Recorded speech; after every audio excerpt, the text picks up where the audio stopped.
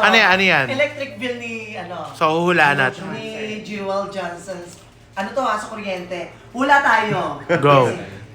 Ikaw muna. Hulaan natin kung magkano yan. Okay. How much? Nasa 8.5. 8.5? 10,450. 10,450? Hinarap mo eh. Chef, ako 7.2. 7,200. 7,500. 7,200 sa'yo, 7,500. 7,500. Sa akin mga 8-7. 8,700. Oh. Kiri. Ako 6,900. 6'9". Ay, shit. 69. Ay, 69. No? Well, Ang ganda ni Jewel dyan. Ayan yung tipong may pambayad ng meral. yes. Hindi na. Yung hindi mo problema sa kukuha ng pambayad. Wait lang, pahulain din natin siya. Hindi na siya sasalita. Wala na mamalengke. Linawin lang natin. Wala tong premyo ha. Guessing lang. Oo. Okay. Oo, kasi bilang may siya. At dahil siya yung may kuryente, siya yung may-ari, Jewel, buksan mo na! Uloy. Buksan mo na! May pwedeng ako!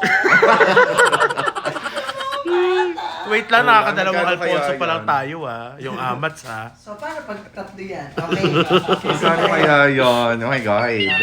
Eto na. Okay, ang kanyang Ay! Tama ako, wala pa. Jewel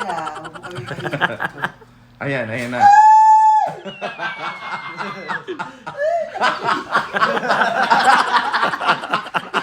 Ayaw ko nilabas eh.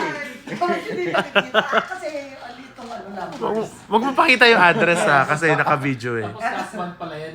Yung Eto lang, muna. yung numbers lang, I mean yung pinaka-bill. Ay, nakita na niya kung magkano.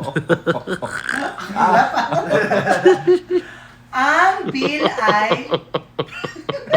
Sino kaya manalo? What a surprise! Wala. What a surprise.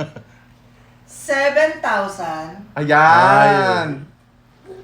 Paano nangyari yun? 7,680. Ako yung pinakamalapit. 7.5. 7.5.